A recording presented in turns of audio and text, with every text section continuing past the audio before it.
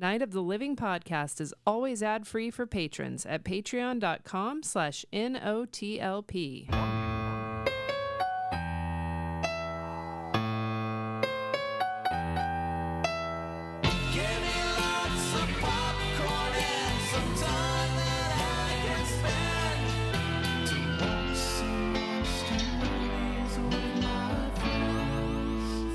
Welcome to Night of the Living podcast, one of two podcasts on this feed, the other being Zoned Out, the Twilight Zone podcast with Joe and myself. Thank you for listening. This is the last episode of our canon celebration, and Canon we're all films. very sad. That's Amy. Hey, And I'm so sad. And Andy's with us via the magic of the internet. I wish I was sadder. The last 2 weeks kind of went out with the whimper. Oh no! See, I've loved it. I kind of have an impossible to ruin soft spot for canon films. Even the bad ones, there's something there that draws me to them. Okay. The really bad ones, I mean. I think this is time for me to announce my departure from the show. Then It was good while it lasted, but we out-trashed him. I mean, you guys made are it. just too forgiving sometimes. Well, it's not that. It's what they're giving me what I want. Yeah, they're giving me trash, and Yeah. what I want is trash. There's no forgiveness needed when somebody's serving up hot garbage that you asked for. Give me that hug. You know, just my personal preference. When I want garbage movies, I think canon and like Ed Wood or AIP are always there as the top of the heap. Oh, don't get me wrong. I like trash too, but there's good trash and there's bad trash. Oh, we'll get into that later, I guess. Yeah, we'll define it later. I mean, we've also kind of beaten that horse almost to death and back to life again, a bit with guilty pleasure conversations and that sort of thing. We're not supposed to believe in guilty pleasures. Love what you want. Yeah. Out and proud. So before we get into all that, thank you, patrons. Without you, we couldn't do this. You are so loved and appreciated. If you ever considered becoming a patron, now is a great time. Patreon.com/NOTLP. We have ad-free versions of this show, Zoned Out. We also re-release our old episodes. We call that series Origins with new commentary. And then we occasionally record a show called Topicana, which is topics outside of the realm of what we normally talk about. Yep. It's a good time, and all are welcome. All of yous. Come hang. You and you and you. In the Discord, we have really great fun on our Discord server with all of our patrons there. Lately, Kyle's been sharing some interesting stuff. He just shared something in the History channel we have on there about the DARE program. Oh, yeah. Do you guys remember? I remember DARE. I mean, it's almost, if you're our age, I think it's impossible to forget DARE. It was big. Because they taught you how to make drugs. Yeah. Did they do that when they visited you, Andy? Did they show like how? Because I remember them doing the little lab experiment and showing us basically how meth was made. I think Mine was crack. it might have been crack. I don't know. It was some drug. Don't remember the demonstration of how to make drugs because that seems kind of irresponsible. It is, right? And you know what the amazing thing is? If you go down the rabbit hole with that video, it really is. It made kids more likely to use drugs, and also there was a lot of shady people involved in that whole thing. Interesting. Yeah. I'm gonna have to watch this. This was Nancy Reagan's doing, right? Well, no, DARE She was just say no. She was, Oh, just say no. Okay, Yeah, just say no. I got my drug programs mixed up. but they were affiliated. You know what I mean? Like, it's not like they didn't, not rub, like rub each other's they wets, were whatever's, mutually exclusive. scratch each other's backs, braid each other's hair, so to speak. What did DARE stand for? Oh my God, I can't remember. Kids off drugs. It was an acronym, right? I Drugs assume are D really evil. means I assume D is for drugs or don't. I don't know. We have our phones in front of us. We can easily look it up, but we're just lazy. I actually don't have my phone. I didn't bring it in. I'm phoneless. Drug abuse resistance education. There it is. DARE. I dare you to keep kids off drugs. Do you remember? That seems like an easy dare. There was that logo for Dare was the first screen on the arcade game Narc, where you would go and gun down drug dealers and take their money off of them, the dead bodies. Sounds like a good time. That was a great game. That is an 80s game if I ever heard one. If we can find a mod of it somewhere like online to play, it's a good time. But yeah, the Dare was bullshit. Yeah, because I'm on drugs. Everybody knew. I'm on the kind they say are acceptable and the kind that aren't. Heyo. The people who were doing it knew it was BS too. Yeah. They knew it didn't work. And they did it anyway. Sons of bitches. I don't know. It was kind of fun when you were a kid. Oh, Andy. We lost Andy. Hold on. We have to reinsert Andy into the voice hole. Andy? Andy, can you hear us? No, I've lost We've him. lost Andy again. We can't hear Andy. How about now, Andy? How about now? Hello. There he is. you are. There you are. We've been singing. Anyway, what were you saying am I about back? Dare? Oh, I was like Freddy saying that it didn't work and they knew. Were people pocketing money somewhere? Oh yeah, there was a lot of money. Somebody involved. got rich off Dare. There's a whole list of names, Andy. It's like a 40-minute The guy who video. designed the logo, I hope, got the richest. Yeah, that's a pretty badass logo. It's pretty cool. Yeah. Google it if you're a child. Dare. I don't know if it still exists or not. No. Well, not maybe. I think it I don't might. know. I don't know. Powerful brand. Don't do like hard drugs. Do soft drugs. Soft drugs. Like The official Flintstones stance vitamins. of NOTLP. Now they say you shouldn't even take vitamins, really, unless you absolutely, your doctor said, take that vitamin. Oh my God, that's a boring conversation, isn't it? Jesus Christ. All right. You think they're bought by Big Vitamin? Big vitamin, a giant big vitamin.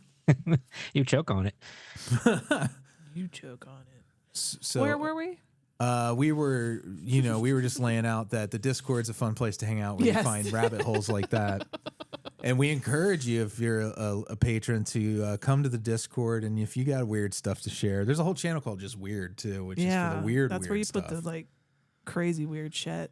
Like I'll throw stuff if I come across something of particular interest. I'll pop it in there, and it's a fun little group. Yeah. So patreon.com/NOTLP if you are so inclined. All right. Are we ready to move on to the main attraction?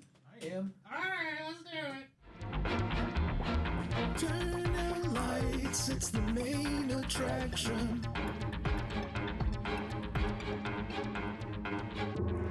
All right, this is Esther's pick. She won our mailing list raffle. Mm-hmm. And if you want to join our mailing list, just go to our website, notlp.com, and there's somewhere on there you join. And you will have the opportunity to maybe pick a future main attraction. But she chose Firewalker.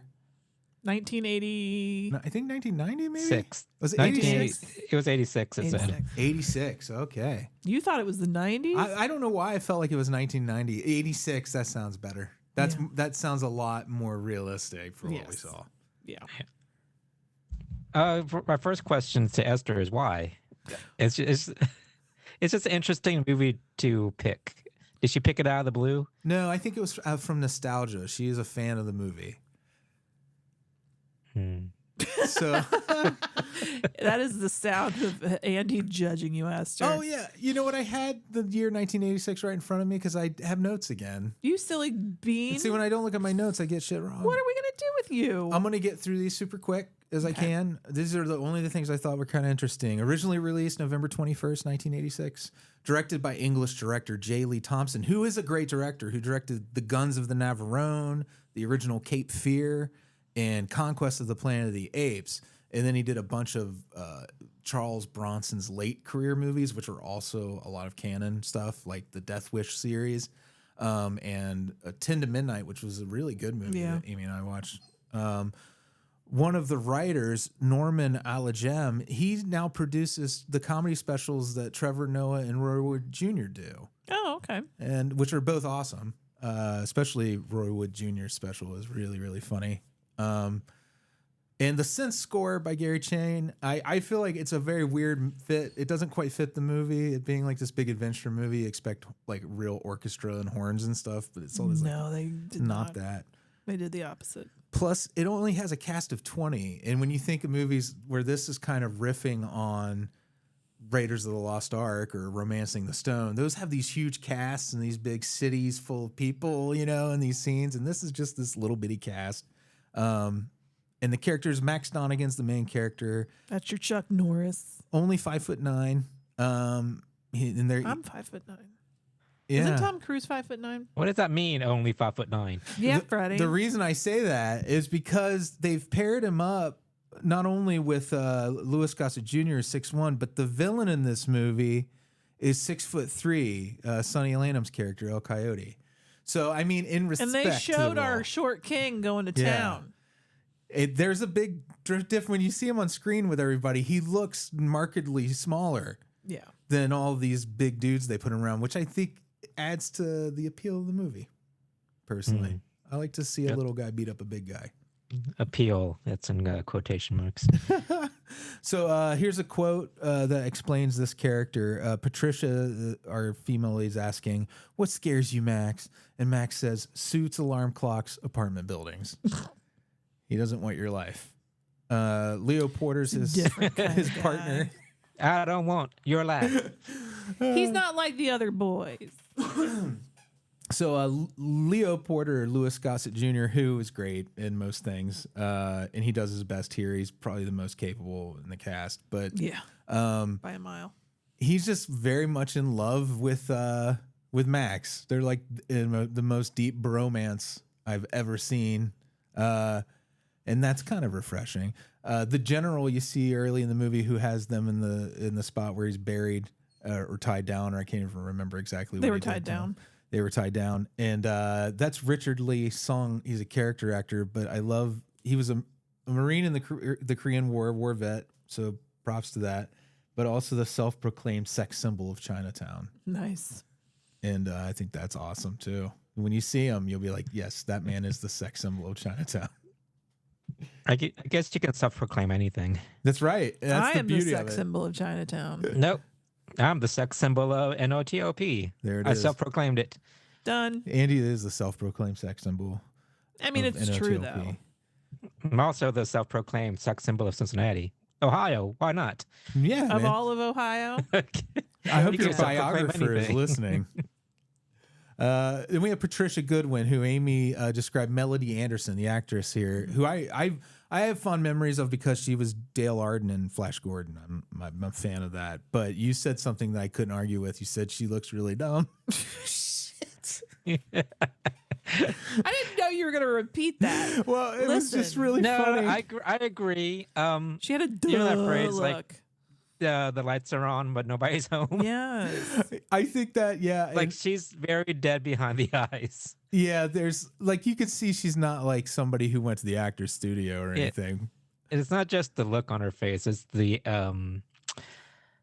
acting. It's just very, I don't know, Canadian?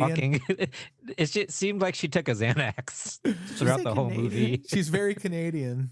And She's a Xanaxed out Canadian. I'm saying this is a whole different. I'm not saying that the dumb face thing has anything to do with her being Canadian or any of that. My God. But there is a particular You're going kind to cause of. an international I know. incident. I don't want that. Okay. I just want to say that I think her Canadian is showing a lot, and it at this time it just seems a little out of place considering everybody else around her. So she kind of sticks out a little bit. At least she's pretty. Very pretty. So she has that going for her. And she's not terrible. By the end of the movie, she wins you over, I think. At least she did with me, where I was like, okay, they have just enough charisma to get by and make it where I don't feel like I wasted my 90 minutes or whatever. It was more than 90 minutes. Was it more than 90? It was It was almost clocked 2 in at- hours long. Yeah. Yeah. It clocked- Oh, yeah. It felt longer too. Yeah. Yeah, I agree. It had some definite pacing problems and just weird story beats. So Boggs, I just kind of consider him an NPC. He's the guy who only exists in the story to basically sell them to them the out next to spot. yeah, he's El Coyote's henchman, right? Did I understand this Yeah, I right? The think English so. guy. Yeah. Who is a good actor, by the way. He was in Army of Darkness. That's Ian Abercrombie and Addams Family Values, and he was the voice of Emperor Palpatine in the Clone Wars animated shows. So he's legit, and they just pop him in, and his scenes are fine. But he's just in and out, and he just seems to be in there to betray them. Tall Eagle is the wise man they go to, Will Sampson. He's just there kind of to give backstory and a little bit of comic relief, maybe even when he's talking about, and I don't know how this plays for you guys, but he's watching I Love Lucy when they arrive at his place, and he says, I don't know why he puts up with her, talking about Desi Arnaz. He says, if she were mine, I'd cut off her nose. Cut it right off. And then they just keep moving along with the rest of his story. Casual. And I'm like, I guess that's just a common expression back then in 1986. Do you remember anybody threatening to cut off their wife's nose? No. Well, it fits with the movie because there was a in the theme, like they didn't treat women very well because there was a potential rape scene in this movie. Oh, which was very, very out of place.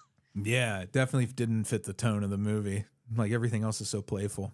Then we have, oh, by the way, I just wanted to also say Lewis Fowler's coming back for Hispanic Heritage Month in September. And so Will Sampson's from his neck of the woods. He was a member of the Muskogee Creek Nation in Oklahoma. So hey, Lewis, if you're listening, I know you like Will Sampson. We've talked about him before.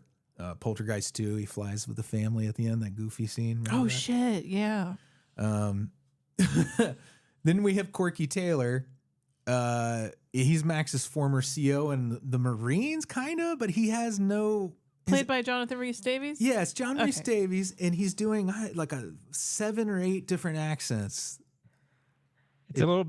He tries to go Southern at some points. Yeah. And he never loses like the kind of English European tinge to everything at all. And so you never understand. I mean, he's like a world traveler, maybe. So I think he maybe picked up some accents throughout his life. That's a good That's like Lindsay Lohan. Yeah. I'm just trying to figure out why he sounded the way he did. Yeah, because he was It could be that his character was also just drunk. Yeah, maybe, and he's just doing a bunch of different characters all the time. Yeah, like, oh my god, that's a pretty funny idea actually. But when they show him in the uniform, I'm like, that's a U.S. Marine uniform, and that's his connection. It's clear now that he was like his CO. So Max had been a Marine. Yeah, but Leo had been a teacher. He was a teacher, yeah, and now they're treasure hunters. They're treasure hunters together, and they're very best friends. They basically split Indiana Jones into 2 people. Yeah, exactly. They said this was in the tradition of Romancing the Stone, but it came out the same year. Very much wanted to be like Romancing the Stone. Yeah, and it did not get there. And then, the last character I have notes on is El Coyote, who is Sonny Landham, who has the great voice and laugh. 6'3", he's the big bad in this. And towers over little Chucky Norris. You leave him alone. He didn't do anything to you. Do you want to except make you watch this movie twice? You want to guide us through the story, Amy? Because I don't know if I could. The story. Let's see. Max and Leo are treasure hunters. They get hired. And that's it. That's the story. Done and done. No, that's just like the story is that they're out for gold. This Native American treasure that's buried in, where is it? San Miguel. Okay, the country of San Miguel.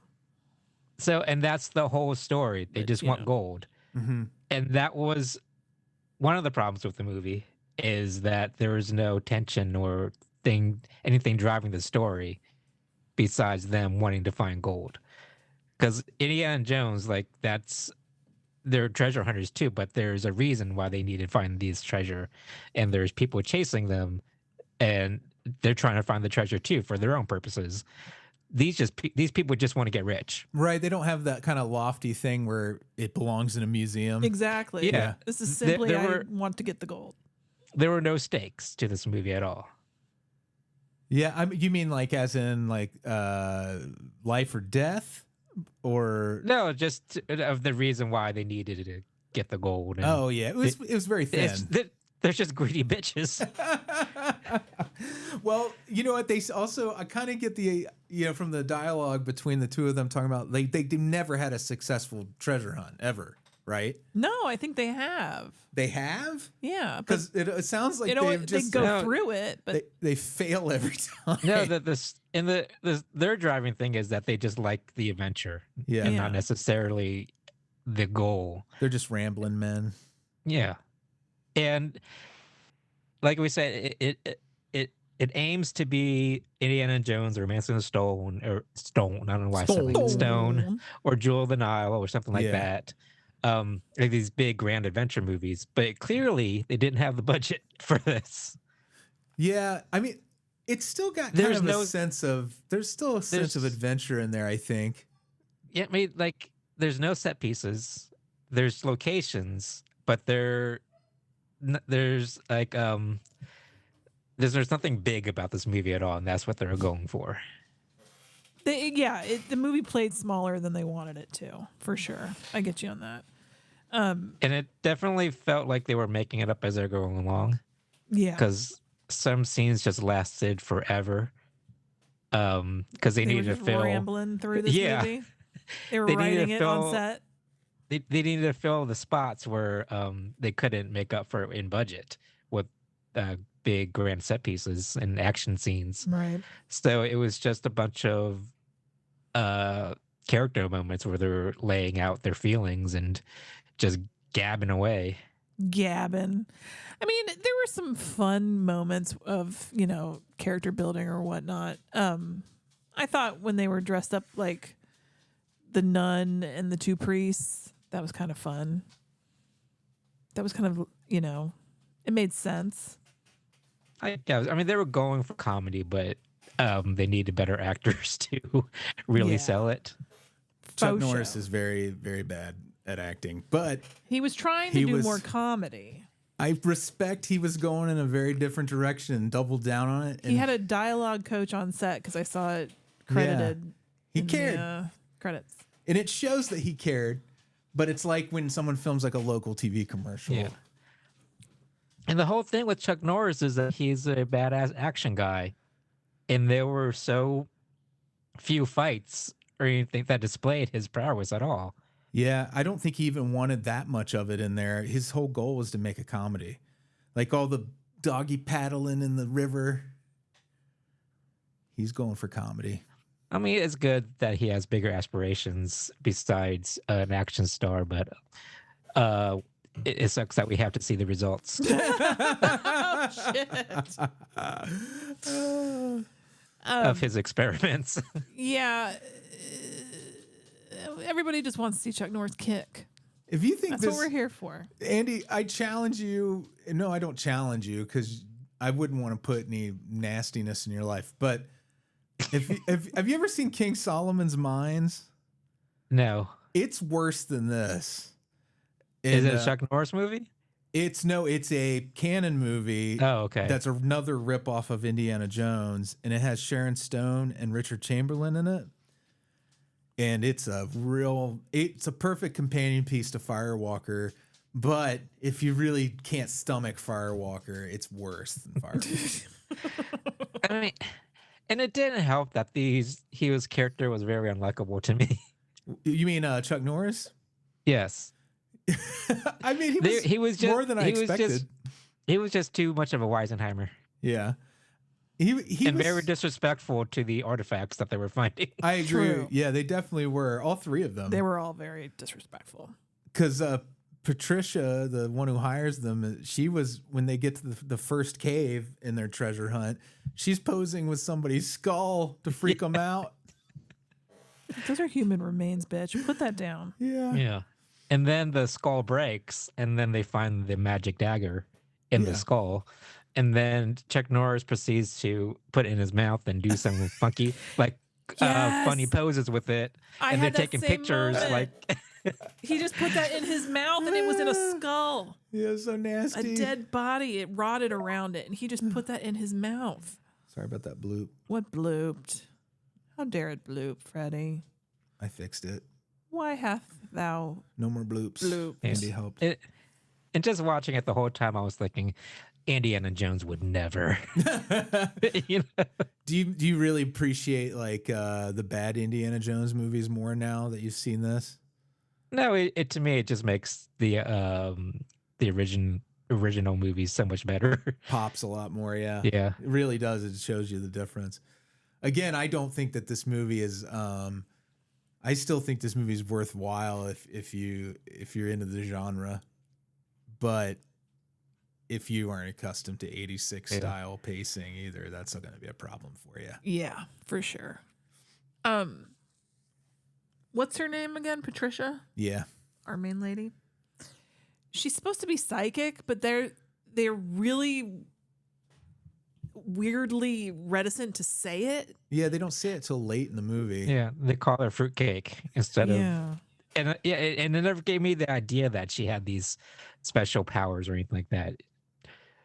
Her I don't know, like the acting just came across as and not like spiritual or like in touch with some forces. Well, they give her strange dialogue to say to indicate when she's vibing on something. Like she says, old people sleeping or dead people sleeping. No, she says old people sleeping when she's having like, I guess, a psychic vision of where they're looking for the treasure. Again, we're left to guess that that's what's happening because, like Freddy said, they don't mention she has visions until later in the episode. It's a movie. Later in the movie. It did feel episodic though. Yeah. Yeah, it did. Little vignettes. Where was I going? Help me. That they didn't do a good job of establishing that that she's psychic and that's a major element in the story. She says old people sleeping. It turns out it's corpses. Yeah. Dead from bodies. Back in the day, like conquistador times. Don't they also mix like Egyptian and Mayan and Aztec shit all together in this movie? Well, Aztec and Mayan. I thought they had some hieroglyphics in there too. Well, yeah, but you can have hieroglyphs in other cultures, right? I don't know. I guess so. But regardless, it did feel like a not very specific culture. They kind of mishmashed a lot of stuff. Well, they didn't do a very good job of portraying other cultures very well anyway. You mean Tall Eagle didn't ring your bell? Maybe they did have a cultural expert on set, but I highly doubt that. He's like, Tall Eagle, I think your character would threaten to cut his wife's nose off. Representation matters. Isn't it funny, like, there's a time, you wouldn't have like a cultural representative on a movie set because why would you, right? Because everybody was racist and didn't care. And then the world changed and then you started to have those and that was just what you did. And now the world is changing back. Oh, snapping back hard. Yeah. Well, because of smoke screens from the motherfucker that's our president. Yeah. Fuck him. Fuck Paramount. Fuck CBS. Yeah. Remember, what was that game show? The ruins. The kids had to find the. The secret. Go through the cave. Wasn't it Secrets of the Ancient Temple or something like that? Something like that. Yeah. Something with temple. That Nickelodeon game show reminded me of this movie a lot. Yes. Yeah. It's not too far off. It was filmed in Mexico, I believe. Yeah. Yeah. But the Nickelodeon show had more stakes involved because and more tension. You know what though? I did the payoff, which we're not ready to talk about the end yet, so I'll wait. It doesn't matter where you talk about. Okay. So the payoff of the treasure room looked exactly like the end of Pirates of the Caribbean: The Ride, without the Jack Sparrow sitting on a throne, and that tickled me. I'm like, I like a classic treasure hoard in a movie. Except I don't think these ancient Native American cultures had tiaras in their stash. I mean, because at the end, they put Louis Gossett Jr. puts the tiara that looks like something straight out of a pageant onto Patricia's head. I think they just raided a set, like a back lot of all these props. Anything that sparkled or was gold. Yeah, I think that. Yeah, exactly. Yeah, and you're right. No consideration for it to look like it was of origin of the area at all. Yeah, it's that classic pirate treasure. There was like some swords and like strings of pearls. And there's always a lamp or two that you could be a genie's lamp. Could be. That would have been an interesting wrinkle. And big platters. Going. Yes. You need big gold platters. Lots of platters and mummified cats. So the red Cyclops. Yep. That's El Coyote. Sonny Landham. Yeah. His eye patch did not always cover the same eye, scene to scene. Maybe the best moment in the movie is when he has Boggs against the wall and Boggs moves the eye patch to the right eye, from the right eye to the left eye. And then looks horrified at what he sees. You've said that, but I think that's what we have two theories here. Did you notice that, Andy? Like the El Coyote's eye patch, that when he has the English guy pinned to the wall. I don't know. I barely at some point I kind of checked out and stopped paying attention. Okay. So this would have been in the middle. Like, did he show up throughout the movie or just at the very end? You mean El Coyote? He showed up here and there throughout the movie. Yeah, he was kind of in the background a little bit. And then and then this moment, like, Amy read it as he saw it was under the patch and it horrified him. Right. I read it as the actor, either one, it was meant to be a joke and it didn't land and didn't work, or the actor thought he was helping out and trying to fix it for continuity, like in the moment. I don't know if anyone can answer this question. Chuck Norris? I mean, judging by the movie, Freddy's explanation makes more sense, but I like, in my mind, Amy's explanation better, like some cosmic horror type thing. It makes it more interesting. Where they look at something so horrible that it shocks them. That'd be more fun. Or it's just a butthole where an eye should be. I mean, El Coyote is whoa. Mm-hmm. He wants to become the Firewalker, man. He wants to go walk on the sun. He's hardcore. If anybody's delivering in this movie, Lou Goss Jr. is good. Oh yeah. Boggs, Ian Abercrombie is very good. But Sonny Landham is owning this shit. Like, it is the most important role of his life. Yeah. I mean, at the end of the day, he's kind of like the good guy in the movie because he's trying to get in touch with his culture again and reclaiming these artifacts that these white people are trying to steal. Interesting perspective, Andy. Patricia Goodwin deserves to die. Because he's going to sacrifice her so he can become the Firewalker. Yeah. But it's like, whatever. If you got to get rid of this bitch, that's fine. I'm just kidding. What are his long-term motives? Is he a villain or is he just misunderstood? No, he's a villain. Yeah. He's going to kill somebody. But what was his reasoning to become Firewalker again? Just to get the power? Get his eyeball back.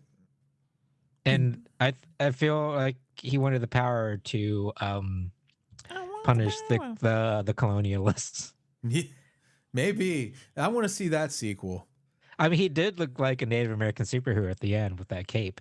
Yeah. So in my mind, he's the good guy in all of this. A lot of oil. A lot of body oil. Whoa. Whoa, man. Just glistening. Like freak off levels of glistening? What do you think? I don't know. That was a lot of oil. I don't even know if Sonny Landham was Native American. But he sure did convincingly portray those characters. Yeah, he played a lot of them, so I assume he is one, right? I don't know. Will Sampson, definitely, but I don't know. I didn't look it up. I'm sorry. I don't have a good track record of guessing things like this. It's probably not a good idea to guess. Right. Exactly. You know, in this day and age. When you can just Google it. I'm not Googling it right now because, again, no phone. No phone. I left my phone. Why do I sing so much right now? It's not good. Sorry, listener. Are you nervous about something and you're like, I got to sing so they don't notice that there's a quaver in my voice that you planted a bomb? I don't know what you're talking about. Yeah. I don't know. I think you're stretching this discussion out because there's not very much to discuss about this movie. No, not really. They call her it's Fruitcake just Girl. I wanted to talk about that, which we already did. So there you go. I just felt like nothing happened. What do you mean nothing happened? They met his crazy old CEO. They got double crossed by Boggs. They found a golden hoard. A lot happens. It's just it was not a pleasant journey for you. You had to sit. It's like when you have to ride It's a Small World, but you're cramped into this most uncomfortable little spot the whole time. But here's the thing I like as A Small World. I like the message behind it. Even if you're cramped. But if you had to be uncomfortable on Small World, I'm trying to extend you a branch of understanding about your experience watching Firewalker. Well, it's like, to me, I can enjoy bad movies because there's something to make fun of, and like there's a lot of like, whoa, they can't believe they did this. But the worst sin for me for a movie is to be boring. Right. And yeah. This movie is very boring to me. You mentioned earlier the scene where they're about to have one of the Mexican soldiers rape Patricia basically in the field. She gets the upper hand, but that moment had to be cut down by the MPAA too because it almost affected their rating. If they had seriously had an almost rape scene that was that graphic in this light confection of a movie, well, yeah. they were greatly misguided. I think it was like they had to cut down the amount of time it took him to unbuckle his pants or something. It was some ridiculous thing. It was that casual rape culture thing that, existed in the 80s. Yeah. Where it's like, just casually going to throw that in here because what else? What else? Something else to make it salacious. Anyway. I guess. I don't really know. It is a weird thing with concerning the rest of this movie. Yeah. It's got a gentleness to it in a way. Yeah, play comedically. Yeah, everything is They were trying. soft. They were like trying a little. Because he confronts her and she pretends to faint. And then he was like, hey, this is my opportunity. And he starts unbuckling his pants. But she was just faking and she has a gun at the and threatens him and drives him away with the gun. Yeah. Win for her. Win for the audience. They were trying to set up sort of a romantic thing between Chuck Norris and they flirted. Melanie. But the problem is when you had two bad actors trying to portray romance, it just doesn't work. It felt like an awkward date. Yeah. Yeah. But they kind of let it stay like very surface level. They don't really go too deep into the romance angle. Yeah. So they kind of they give us a break. They're like, you don't need that. Yeah. You don't need that. That is one place where Indiana Jones pushed just a little bit further than that. Right. But not by much. It was still kind of, where he's like, I'm hurt here, kiss here. See, they could do it. That sort of thing. And they had the talent behind it to make it all work. Yeah. It's funny to watch them however. try to flirt though. It's pretty funny. Yeah. Because he's like, I thought you were gonna tell me you sleep in the nude. And then they have a good laugh and she goes, I do. And then it just hangs there. So that's what you got to look forward to if you decide to partake in Firewalker. Firewalker. No, I hardly know her. Esther, I'm on your side. It's still pretty fun. But I'm also one of those people that saw it as a kid, so it kind of had a few memorable moments for me. You have nostalgia tied to it. Right, maybe. Not, but it wasn't like a favorite. It was just something I had seen. Okay. But also, I can't help but think that maybe if I had never ever seen it or didn't like already have a little bit of Chuck Norris in my memory, It's amazing less forgiving. It's amazing what you can remember. Well, sometimes it's feelings, Like, I remember Chuck Norris's Karate Commandos cartoon and getting some of those action figures one Christmas. And I had a little Chuck Norris action figure.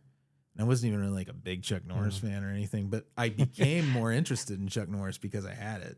Right. But he was just so prevalent in the 80s, you couldn't avoid him. Yeah, he's all over the place. I But, avoided him for a long time. Yeah. I only recently saw like my first Chuck Norris movie. What would have been in the last 10 years. Yeah, when we did The Hero and the Terror, probably. Right. That's a good movie because he doesn't talk hardly in it. Poor Chuck Norris. Yeah. He's just Trying to live his life. out there just trying to be a nice guy, and here we are. I don't know. Shitting all over. I don't know. Is he a nice guy? I think Is he a it's- Trumper? I think he's a conservative nut I think job. it's conservative. Oh, no. You know, so I don't like to think too much about the So reality never mind. of it. I'm not worried about what I've said. I don't know. But thank you, Esther. I still love you. I still love you. This movie is not a reflection on you as a person. No, and not on our feelings for you. In fact, the way we feel about the movie, we feel the opposite way about you. You're great. Just the right amount of sexual tension. Yep. You're like an Indiana Jones movie. So there.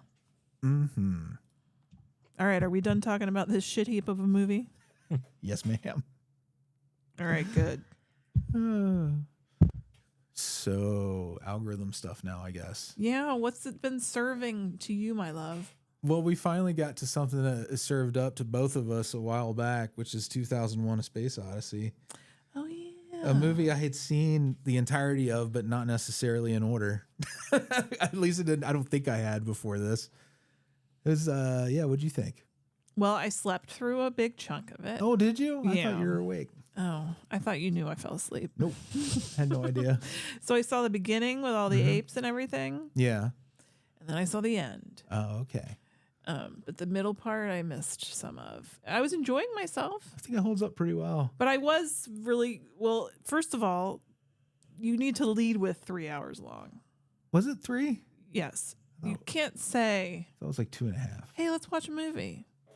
And not tell me, okay, then the Yeah. rule is if it's longer than 2.5, you have to give me that up front. Oh, yeah, yeah. What 'Cause- time do you start these movies?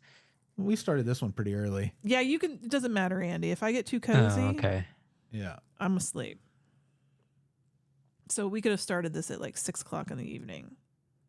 I'm gonna get cozy to watch it, and then I'm just gonna get too cozy. There's like a cozy overdose. But you're riveted to the screen for Firewalker the entire runtime. Well, I have to stay Taking awake notes, for yeah. the show movies, so we always watch those in the afternoon. For the ones we're and doing I just sit for up fun. for those. Anyways, I do recommend checking it out if you've never seen it. Yes, it's long, but it's really, really good. Has a lot to say. And it just looks current still. Right. So cool looking. And then I watched, because we watched that, I watched the original Solaris, which people compare to this, and I had never seen that at all, or the remake with George Clooney or any of that stuff. Now that movie's way too long and way too slow. So give us, Solaris is a Russian movie. Yeah, it came out like 4 years after 2001, So this would have been the early 70s. 72, but it's based on a novel. And the novel, I think, came out the year after, maybe 2001. You're going to say so 2002? No. Oh. But it's about, have you seen it, Andy? Have you seen either version? No, I've heard about Solaris a lot because it comes up a lot in the Criterion Closet. A lot of celebrities pick this movie for their choices, and it just sounds like the typical like art house movie to me. Yeah, when Freddy was describing it to me, I'm like, no, thank you. Yeah, it's a lot, and I'm patient. And I finished it. I'm glad I did. It's like I'm glad it's in my my understanding of movies, But it's a cool concept about this ocean that can create living things out of your memory if you're close enough to the planet. But it is like a 3-hour runtime, and it's in Russian, and it is really, really slow. It's just deliberately very, very, very slow. But I get the idea and why it's important to science fiction. But I just enjoy maybe some of the ways Star Trek handled the same topics a little better. more fun. Gotcha. That's all. You're more of a Star Trek guy. That's fine. Yeah, I like my Star Trek. I'm not a sci-fi purist. You've ingested Solaris. Yeah. It is now part of your DNA. Mm-hmm. And you're glad that happened. Yeah, and I want to see the remake and see if they made it more exciting. Right. Maybe they made it shorter. They made it like shorter by half. Good. Yeah.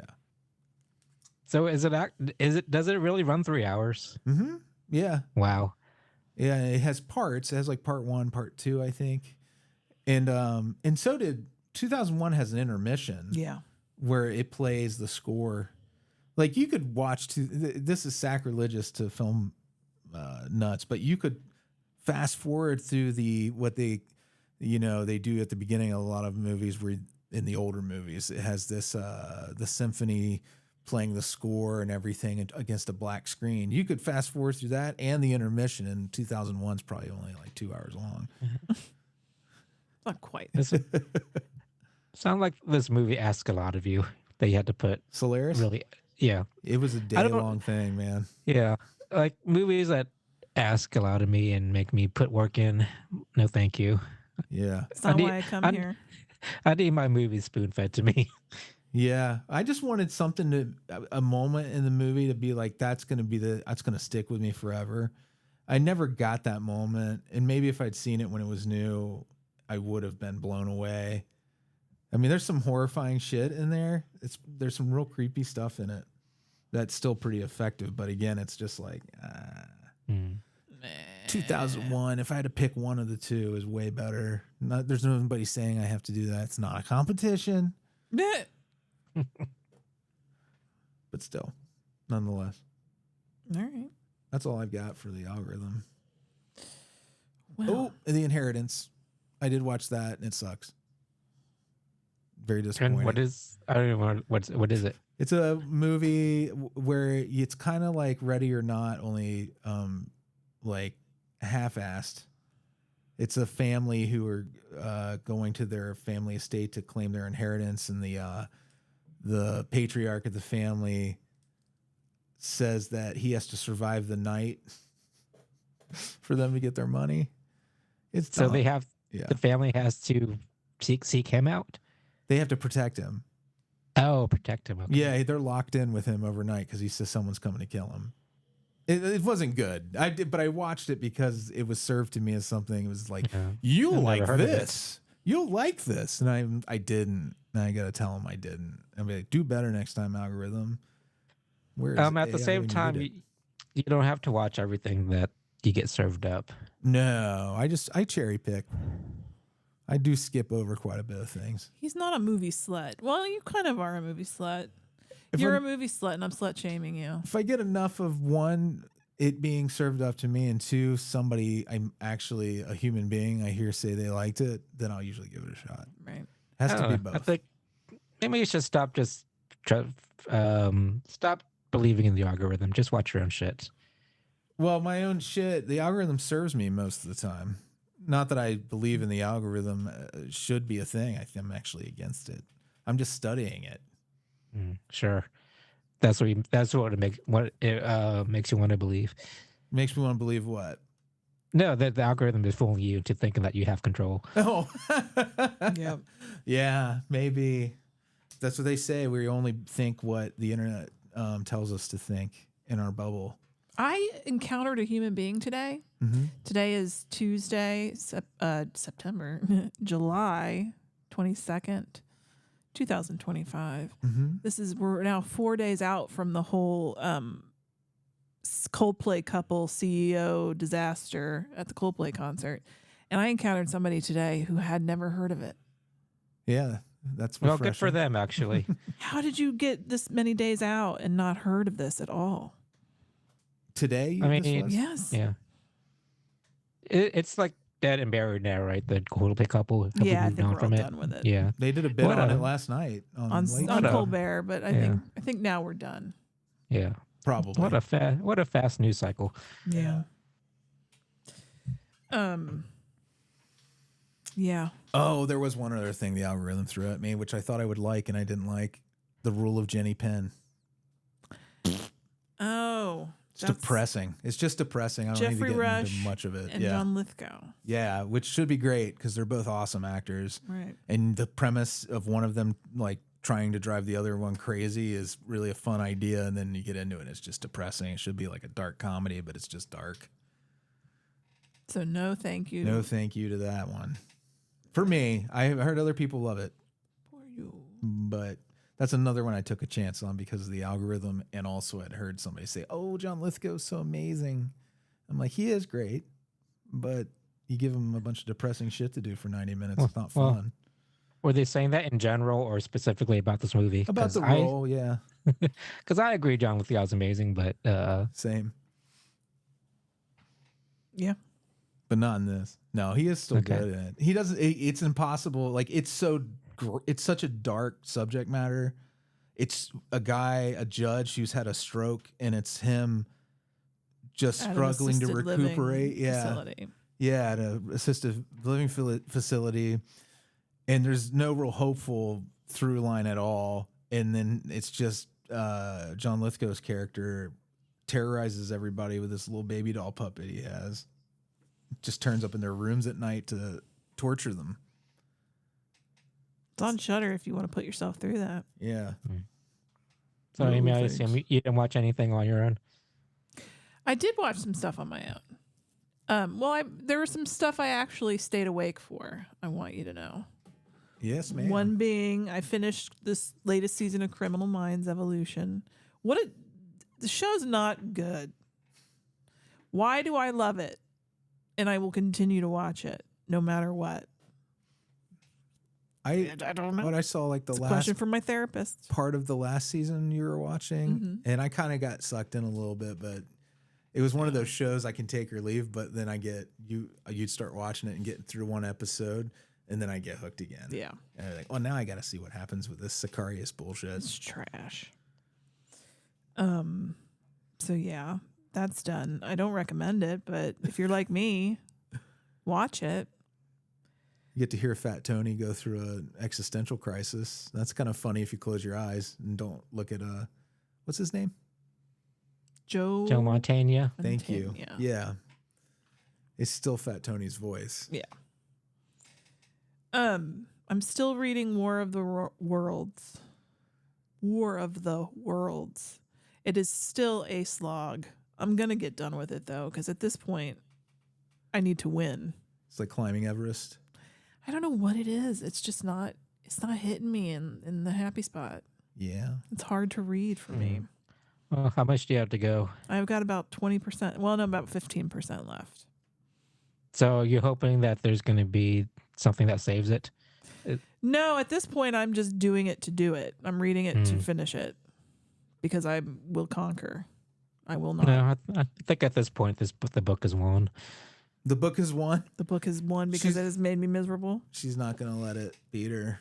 But once I'm done with it, I do want to find a recording of the War of the Worlds radio broadcast. Oh, yeah, that's easy enough. And we'll get super baked and listen to that. And then we'll think it's real. And then we'll get think too it's baked. Real. Not too baked, just super baked. And then we got to watch that movie they made where it's about the town where that happened, where they really went off the rails. You ever seen that? Oh, yeah, no, I haven't. It's a fun movie. Andy, do you know what I'm talking about? I can't remember the name, but it's like a dramedy. No, I don't know. It's about the little town that just went crazy because they didn't know the War of the Worlds broadcast was fake. And this small town just, how people coped with thinking that they were being invaded. It's pretty fun. And finally, my own personal in real life algorithm, as in my friend Andy and my friend Freddy here, harassed me and made me feel less than until I watched Sinners. Well, guess what? I've seen Sinners, and you didn't harass me and you didn't make me feel less than. I was just kidding. And I loved it. It was great. Yay. I wish you were able to see it in a big screen, though. Yeah, that'd have been cool. I bet that'd have been pretty sweet. But no, I like also watching it, from the comfort of my own couch. No, it was really pretty beautiful movie. I don't know. There's things I didn't quite get. Mm-hmm. And I was just like, I don't get the music thing. Yeah. I don't get what music was doing. But is that a spoiler to even ask? Well, no, I don't think so. I mean, it's just that we could talk about it off air. Power in it, and yeah. So that was sort of a question that I had, but we can talk about it off the mics. If anything were an artistic choice, it'd be that, right? Yeah. It's like they didn't try to cram that part of it down your throat, which I kind of preferred it that way. Yeah. Left it a little mysterious. It didn't anger me. Are you talking about that one scene with the different musicians from space and time? I understood what that was. That made sense. It's just how the music relates to the bad guys. Like in what their motivation is. Yeah. Yeah, we have to keep it vague in case somebody hasn't watched it. Yeah, I don't want to spoil anything. It's on Max, so go do it. And the woman who played Annie, she's so beautiful. Annie is Smoke's lady. Smoke's girlfriend, the mom of the yeah, she is beautiful. Dead child. Yeah, everybody in that movie's kind of beautiful. Perfect skin. What a bitch. It's a sexy movie. Yeah. Yeah. Except for the guy who sells them the mill. All those guys are Except really for the gross. KKK members. Yeah. They are central casting exactly what you expect. I mean, that goes without saying that they're not sexy. We don't have to go through every single character and say if they're sexy or not. Well, no, I'm just saying that like your good guys are good looking. And most of your villains. It's just a good looking movie. All right. I mean, you could dress somebody up like they're in the Dust Bowl, but if they still look like, a fucking rock star. Right. And then you pair them up with 3 or 4 other people that look as good as they do. It's very unreal. It makes it very dreamy. Great movie. So that's what I've been watching. What you got? Okay, so I went to the drive-in, the holiday drive-in, our local place, and it was a great night. It was a double feature. Saw Superman for the second time, even better the second time around. And the other feature was Jurassic World Park. World, yeah, is where Jurassic World Rebirth, and it didn't need to be reborn. Oh, they should have left that one. Here's I haven't as the seen egg and the sperm and not combined them. Yeah, I haven't seen the last 2 Jurassic movies. I'm sure the last one I saw was the one where the dinosaur island was sinking. They had the volcano. Right. I forgot which one that was. That's the last one I saw. And I didn't see there. I think there was another one in between. Yeah. But I really liked the one where it was like Jurassic Park 2, basically, where it was like a new Jurassic Park. The Bryce Dallas Howard, the first one she did. Yeah, that first Chris that Pratt was really one. good. Yeah. And maybe there's some things in between that I've missed for this one, but it's basically a rehash of Jurassic Park. A lot of same beats over again. This movie, dinosaurs are cool. Yes, I love dinosaurs, but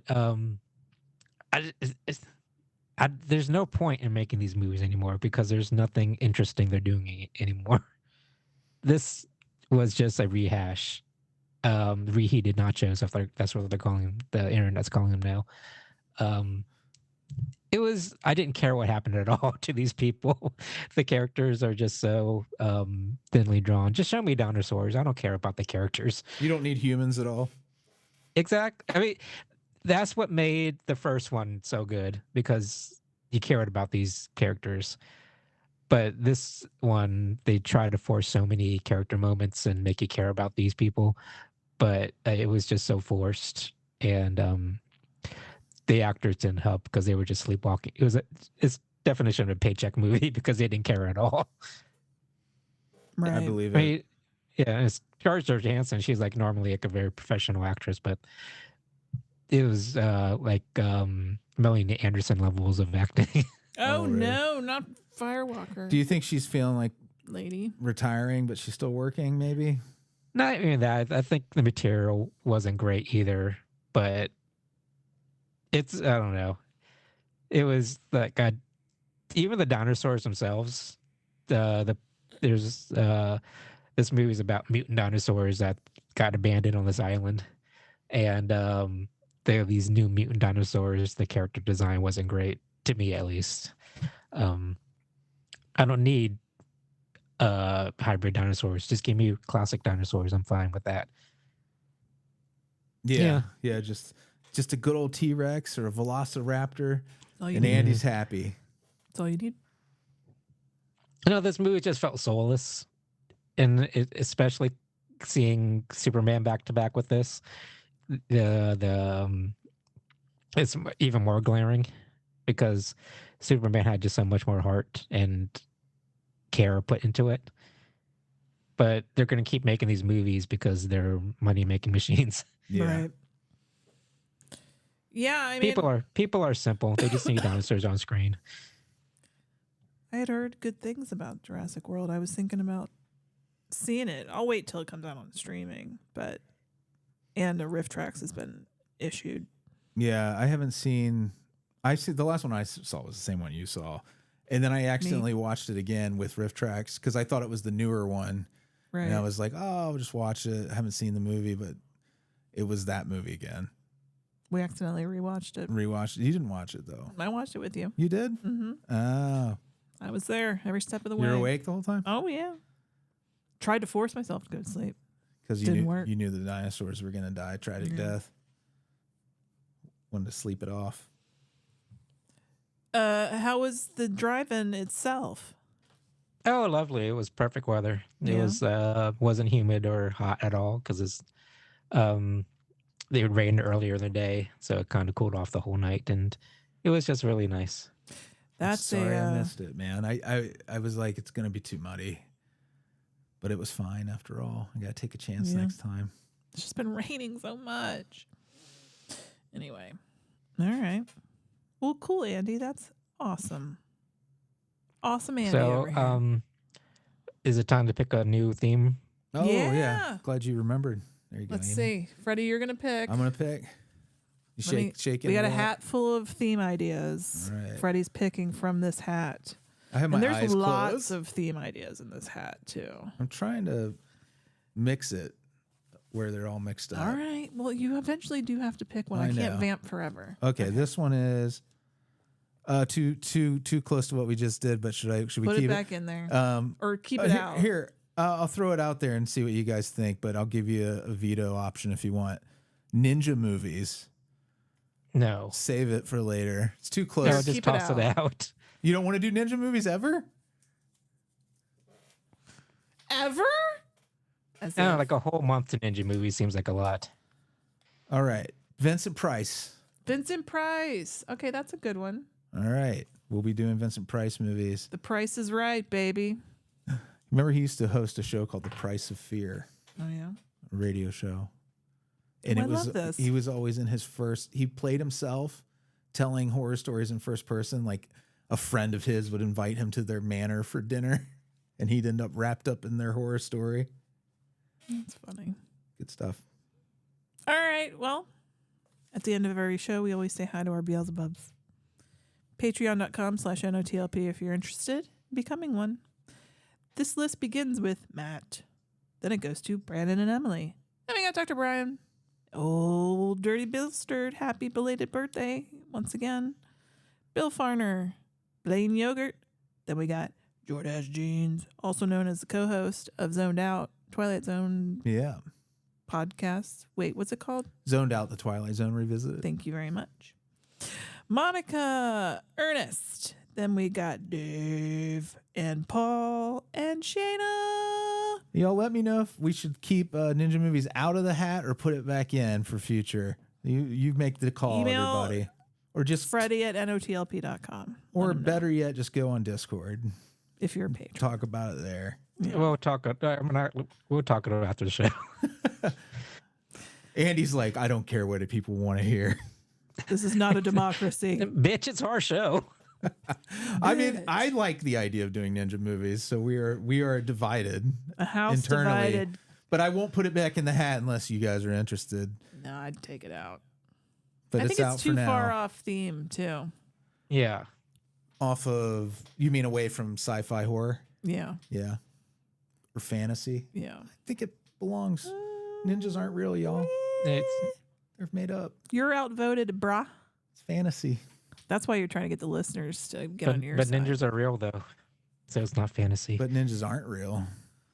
Are Anyway, they? Are well, ninjas thank real? you. Thank you for listening. We want to go now. Bye. All right, Thanks, bye.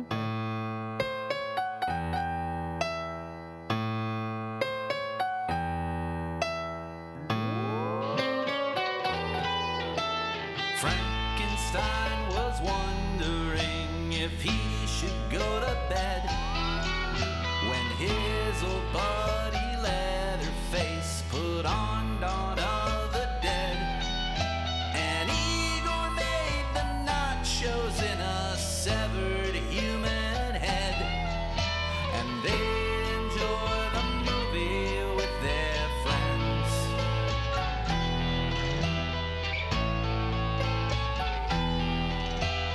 David Kessler walks the streets of London on four legs, while high above him Ellen Ripley finds some funny eggs. And Freddy laughs at Nancy in her nightmares as she begs to have just one more